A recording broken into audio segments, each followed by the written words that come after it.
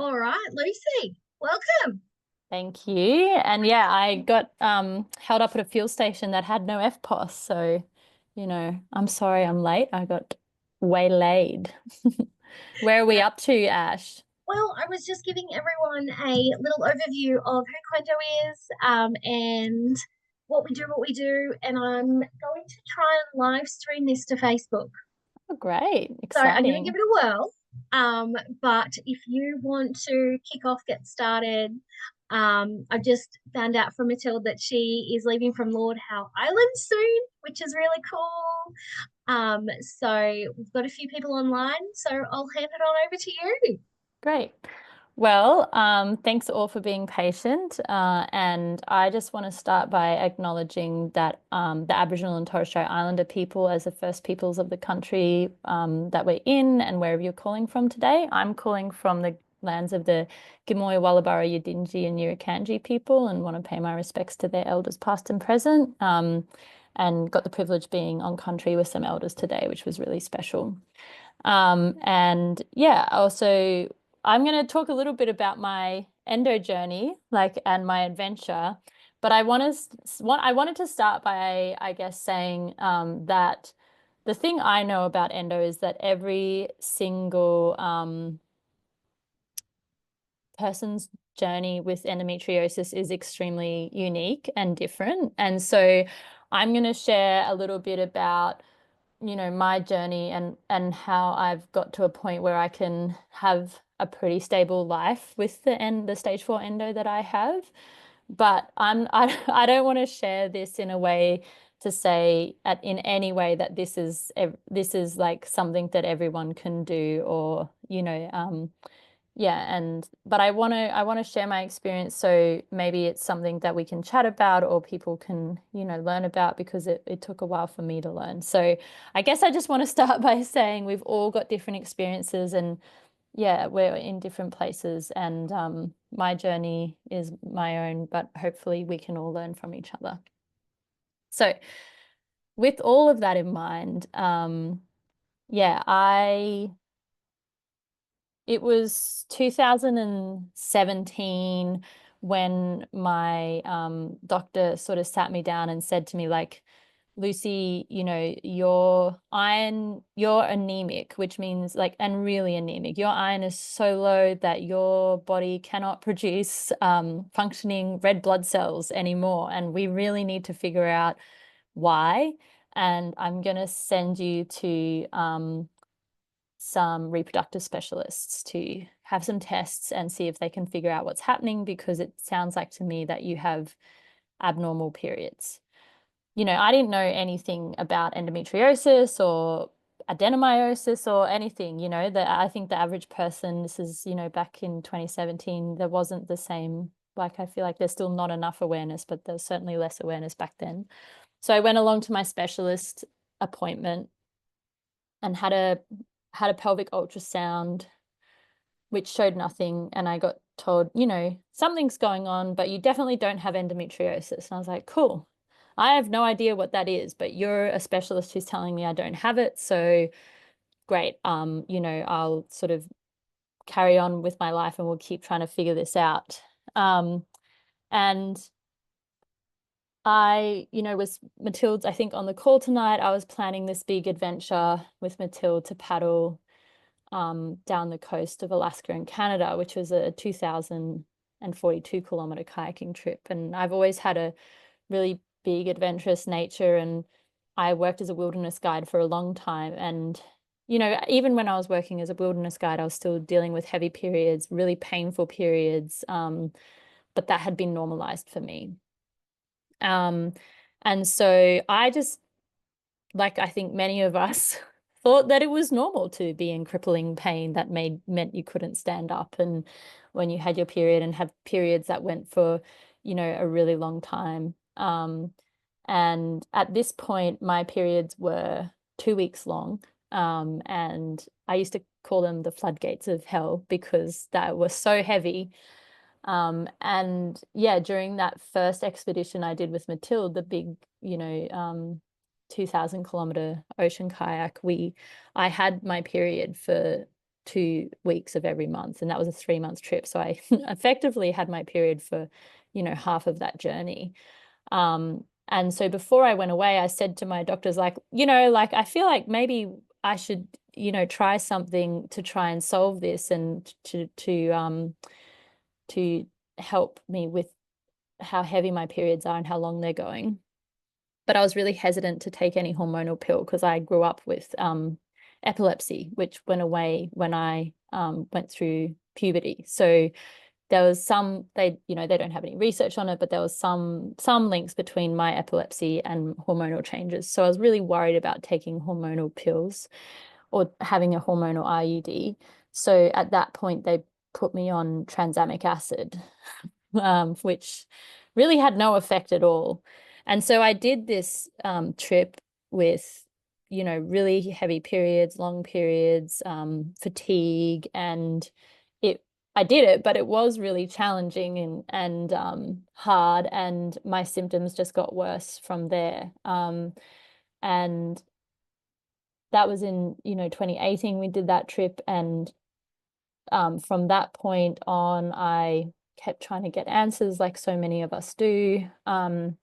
I started getting brain fog. I started having major pain, chronic pain flare-ups.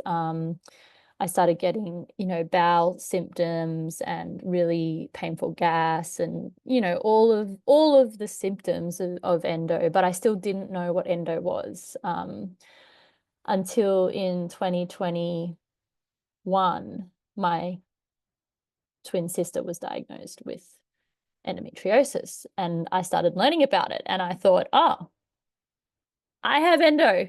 And I and during that time, I also learned that if you have a sister with endometriosis, your chances of having endo yourself are radically higher. And so by this stage, I was convinced that I had endo.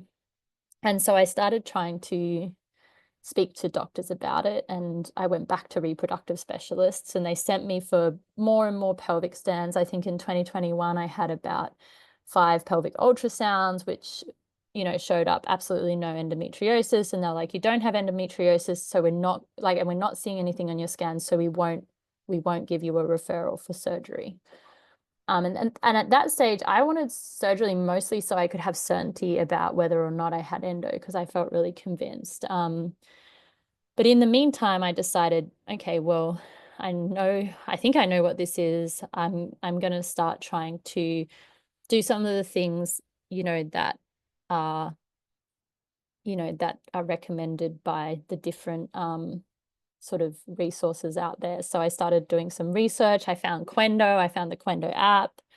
I talked to my sister, and still all of the doctors I saw were telling me I didn't have endo, but I decided to start trying to you know implement some strategies to help reduce my pain. And I did see one doctor who didn't think I had endometriosis, but did listen to me when I said I had a lot of pain. And that doctor said to me, it was a GP, well, if you've got chronic pain, then one of the things you can do is practice yoga and meditation, and it will help with your pain.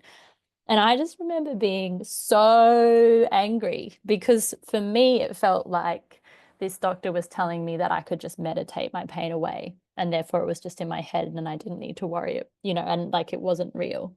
And I've learned that that's not quite how it works. And I really empathize to a degree with GPs and other doctors trying to help people understand, I guess, how central nervous systems work and what upregulation is. And so then I went down another wormhole, and I learned about how chronic pain upregulates your central nervous system, which makes you have a stress response, which makes you experience more pain. And and there's like this feedback system between your chronic pain and your mental health. And so, and for me, I also, and this is, it's hard to tell this story in a linear fashion, because it didn't feel linear, because at the same time I was having all these symptoms from food. And so Then I learned about how, you know, if the endometriosis is growing on your bowel, you can have a lot of bowel symptoms. So I stopped eating nightshades, I stopped eating dairy, and I felt profound differences in my pain levels. I started doing yoga, yin yoga, just every afternoon or evening. I would do 15 to 20 minutes of it, and it really helped my pain. I mean, is my pain gone? No, but it would reduce it by like 70%. And so, you know, through using the app, the QENDO app, to track my pain and my symptoms, and through learning about the different sort of non-medicinal things, I was able to reduce some of my symptoms and to help with my pain and to reduce my flare-ups. But it was still getting worse and worse. And by 2023, I still hadn't had anyone believe me, or the end of 2022. And I was having 3-week-long periods by this stage and really big flare-ups. And so then I just went from GP to GP asking for a referral for surgery. And eventually I found a GP who has endometriosis, and she listened to me, and she referred me for surgery almost immediately.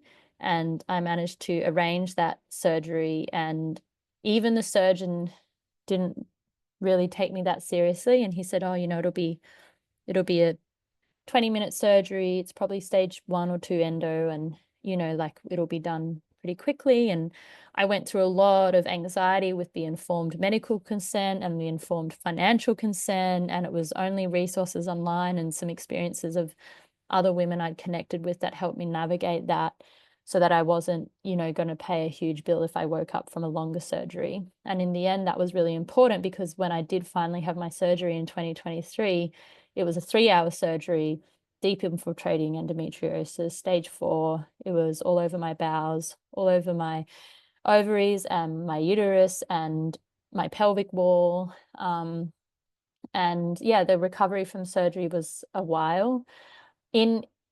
Prior to that, in 2022, I had got a Mirena, and the Mirena had reduced some of my symptoms as well, but it hadn't reduced my period. I was still having those long periods. And even after my surgery, a lot of my there was reduction in my pain levels and some reduction in my periods, but they were still really heavy. So in the end, I did end up taking the hormonal pill alongside a Mirena, and that has stopped my period. And I'm not trying to have a family, so not having a period was a solution that worked for me. And so, you know, and this is not a very linear story, and I feel that can be hard to tell it that way. So, you know, I'm sure there's a million questions that come out of that. But then, you know, the big question is, like, how did that go after, you know, like the first trip I did in 2018, and my, you know, symptoms just accelerated, and it kept getting worse through that time. How did I end up then continuing on to do this other trip? And you know, I think the answer is that I just accepted that I was going to be doing life with symptoms either way, and I could either do it having this adventure or not. But I really needed to put in place ways to look after myself out there. So I cooked and dehydrated all my own food so that I could have control of what I was eating and not be at the whim of, you know, what was out on the shops on the river and that kind of thing. I took my, you know, heat pack with me. I took my yoga mat with me. I did yoga every day of the trip. I had the Mirena and the hormonal pill, and I, you know, listened to my body to have rests when I should. But yeah, I still had that pain and those symptoms along the way. I definitely didn't. It wasn't that didn't happen. I guess it's just making sure you have a rest and lie down when that is happening. But I think, you know, the thing that really motivated me to talk about it more was when I did get diagnosed. my experience was that everything I engaged with told me I had a debilitating, crippling condition and my life would never be the same again. And to a degree, that's the truth. It is debilitating, and it is painful and it is really hard. But I think that there are women and people with, with endometriosis all over the world carrying this every day. And I think that, it's important that we acknowledge that we are able to do so much with all these symptoms, but with and what am I trying to say? People, we're all walking around with this, living our lives, and it just makes life incredibly hard. And sometimes you have to stay home, and sometimes you can't, you know, do things. But just sometimes being connected to the people who encourage you and tell you the solutions, even when the medical system won't, you can find ways that do work for you, and find strategies that help you reduce, the symptoms enough that it isn't totally crippling, and that you can still, you know, you can still live the life you want to live. And yeah, I feel like I haven't necessarily done the perfect job explaining that. I felt a bit flustered coming in so late. But I guess I wanted to sort of give that general overview. And, I think I'll be really, well, I'm really happy to answer questions, because I think I often do a lot better with questions. So Ash, I don't know if we have we can do that now. And I'm just going to shut my door, because otherwise a dog's going to break into my room. Oh dear. All right. So I think my biggest thing is, and like everyone else here might be the same thing, but how do you go from dealing with like the mental side of it, going, okay, I'm in this pain, but now I've actually got to paddle, 100 Ks today. Well, I don't know what your average was a day. I did But paddle 100 kilometers one of the days. yeah, I probably couldn't even paddle one. But like, how did you like get over that? Like, a lot of people struggle with the getting out of bed, going to work, Mm, but you've like that's that whole next level. Like, how did you shift your mindset? yeah. Um, I think like, well, I think I should share one personal thing about being in the outdoors, is that for me, that's my happy place. And so when I had a really hard time with my symptoms out there, it was funny. I made a promise to myself before I left that if I had really bad symptoms, that I would just rest in my tent and I wouldn't keep paddling and being stubborn. But I absolutely did not do that. I was too stubborn on some days, and I really put myself in some hard situations because of that. And I think actually the lesson I learned on the trips is like sometimes the answer is not getting up. Sometimes the answer is staying in your bed and giving yourself the rest that you need, because actually some days you actually just can't and shouldn't go and face the world because you're unwell, right? And so there was a couple of days at the start where I woke up and I was like too nauseous to eat my breakfast. And my pain levels were high, and I had like 3 bouts of diarrhea in the morning before I even got on the water. And I was like, no, I'm fine. I'll just keep going. The answer on that day was stay in bed. You shouldn't be doing anything or going anywhere if you're too nauseous to eat and you can't, control your bowels. So I think, and then so later when I had days like that later on down the river, because what happened that day was I paddled for 42 kilometers into a headwind and I cried all afternoon. And so it wasn't all roses. But after that day, when I was too stubborn, I said, no, I'm not going to do this again. And when I have symptoms that are too high, I'm just going to stay in my bed and I'm going to sleep. And so once I gave myself that permission, the great thing about being on an expedition that you don't necessarily have in your everyday life was, if I was having a bad day, I could just stay in my tent and sleep. But when we're out in our normal life and we have to go to work, or we have kids, or we have commitments, you don't get the permission to just stay at home and sleep. You have to go and do these things. And so interestingly, you know, the thing that you think is harder out there, where they're like, oh, but you have to go and paddle 100 kilometers or whatever. You have, the thing is, I didn't have to every day. And if I was having a bad day, and sometimes, like, for example, I would paddle in the morning and then I had a pain, or I realized I was in pain. Like, I remember one morning paddling along and feeling like, I hate this. And I was like, I don't hate this. I love this. Why do I feel like that? And I was like, oh, I have really high pain levels today. That's why I feel angry. And so then I had a 3-hour nap.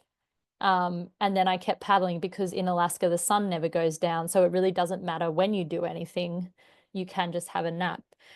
And I think that's the challenge of everyday life, is that even when you've got your symptoms managed and you've got these things going and you can do this stuff, is like, there are days where you should be allowed just to rest. And that's when those things that QENDO does, like the workplace briefings and, you know, having reproductive leave things starting to come in, make a real difference. Because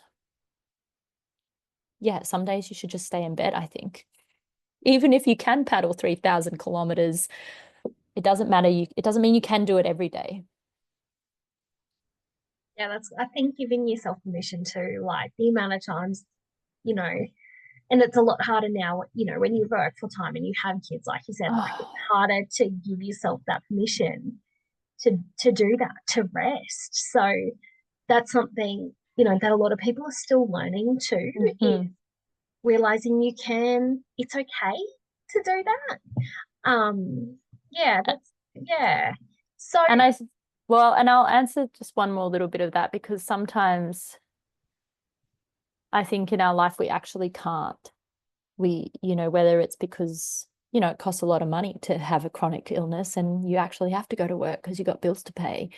Or, you know, there were some days where I couldn't camp any longer because I was worried about the bears coming to get me. Um, and so on those days, I think the things that the mind, what I did in my mind in those hard moments to help myself get going was, um, this is really difficult, but you've done it before and you can do it again. And that it is temporary. Like, it is temporary,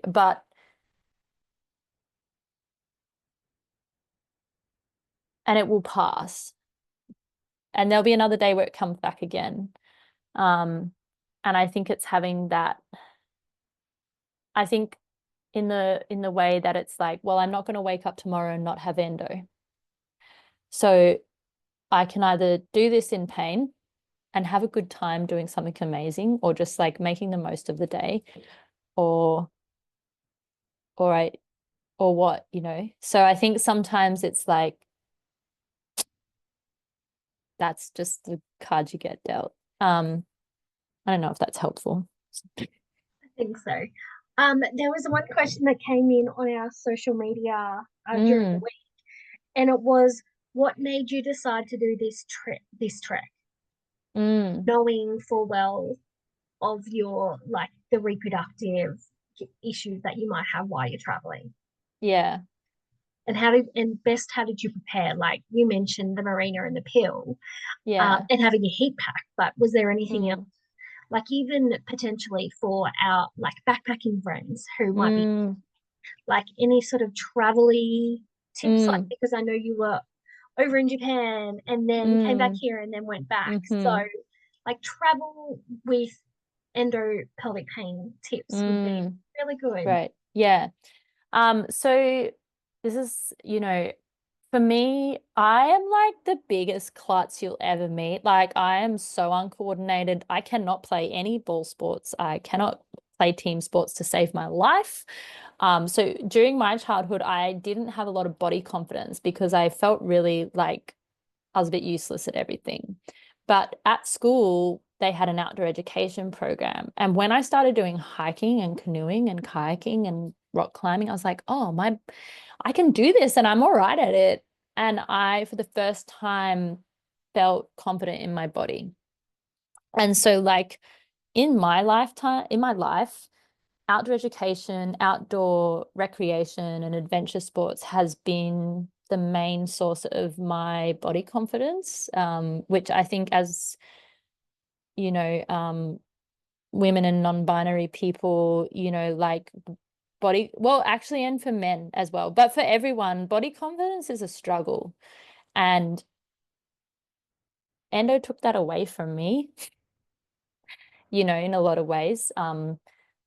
I gained so much weight when I was before my surgery. Like it was just exponential. I was in too much pain a lot of the time to do the things I wanted to do. And so why did I want to do this trip is because I'm an adventurous person and I have an adventurous soul, and it needed to do a trip.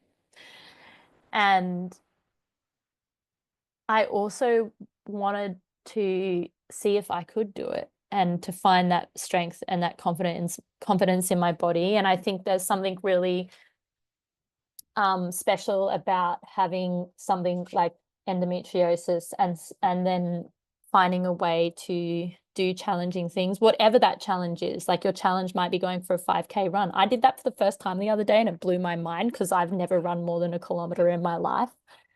It doesn't matter what it is, but I think it is really important when you have these conditions that make you feel like you have no control of your body and make you feel like you're not like at home, that you can find that strength and confidence in your body again and find some stability in it and trust it not to kind of screw you over, which is what endo feels like, just like a big crappy time. And you're just like, why, you know?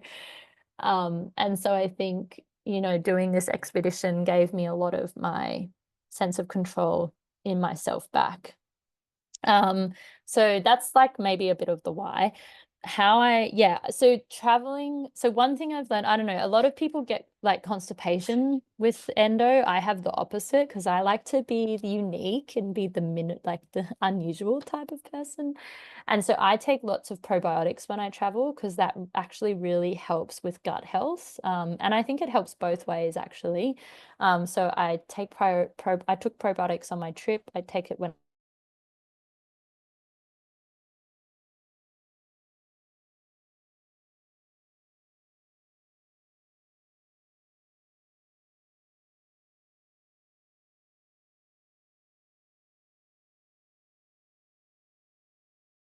but you know, but you're like just holding it where it needs to be. And it's like, so it's, you know, sometimes when you're trying to pack like light, it's hard to pack a heat pack and everything like that. So I have a water bottle that can take hot water, so I can use it as a hot water bottle when I need to. I will often travel with my TENS machine because that is an excellent pain interrupter for me. And I just have it on, particularly on long flights. I think the TENS machine is really good because, you know, one of the worst things for my pain is sitting still or not moving for a long time. It's just like really hard. So the TENS machine really helps me.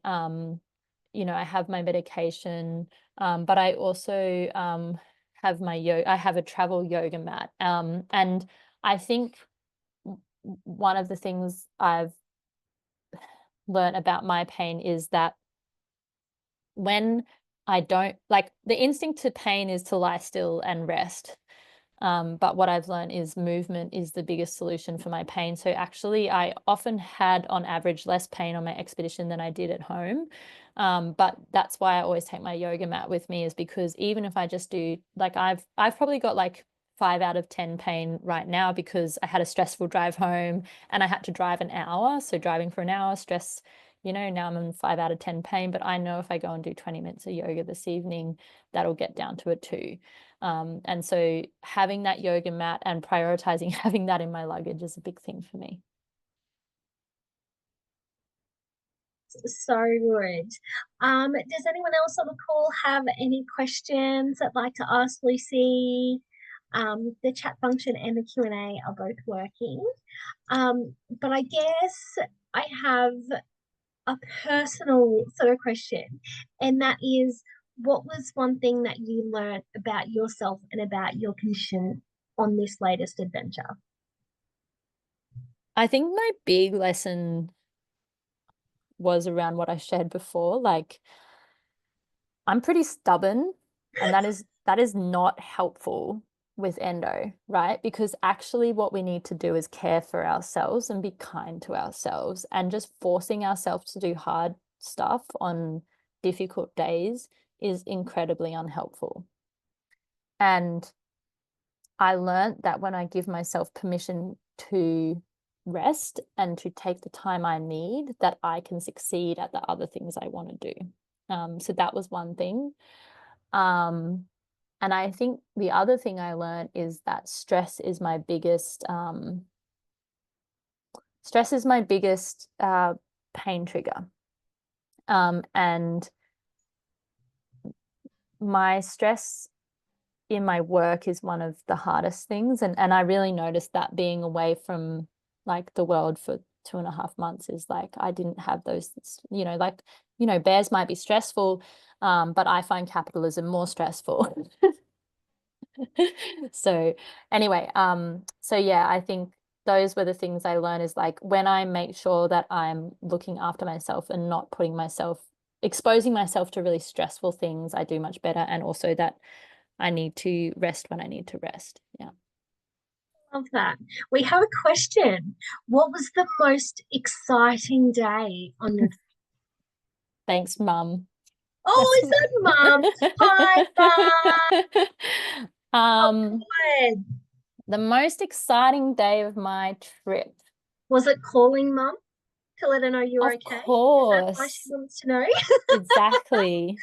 Um I mean, there was so many amazing days on my trip. Like that expedition was just so beautiful and so amazing. I'm trying to think of like one moment that was the most exciting day.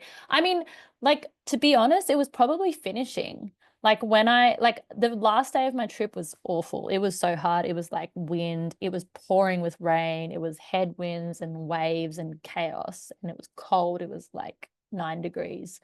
But knowing that I had paddled 3,160 kilometers down a river with stage 4 endo by myself, that was amazing. And it was really exciting. And yeah, it was a beautiful moment. But I think, other than that, like the first time I saw a really big bull moose with the big antlers, like up like this, and like it didn't see me coming. I snuck up on it and like sat around the corner, and I spied on it for like 10 minutes.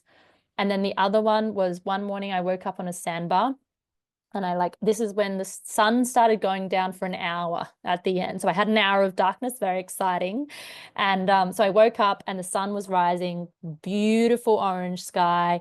And there was a moose mum and its baby walking down the beach with the silhouetted against the sunrise. And it was just mind-blowingly beautiful. And I was just like, I just woke up and I was like, it's so beautiful. Yeah.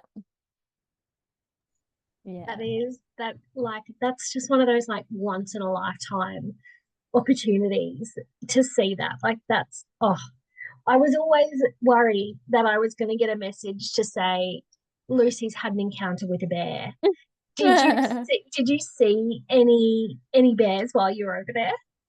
Yeah, I'm it's actually, so yes, I saw one bear on my whole trip, which was really sad because um usually, like, I read a book about a guy who paddled, and he said from Galena to the ocean, which is about 800 kilometers, there's like spawned out salmon all over the banks, and because there's dead salmon everywhere, there's bears everywhere, and you're going to see a minimum of 5 bears a day, right? But the salmon fishery has crashed. It's been overfished and there's no salmon on the river, and therefore there's no bears. So I was really happy that I didn't have any more bear encounters on the river, but equally, as someone who works in conservation and cares about the world, I was really sad to know that there was a really sad reason why.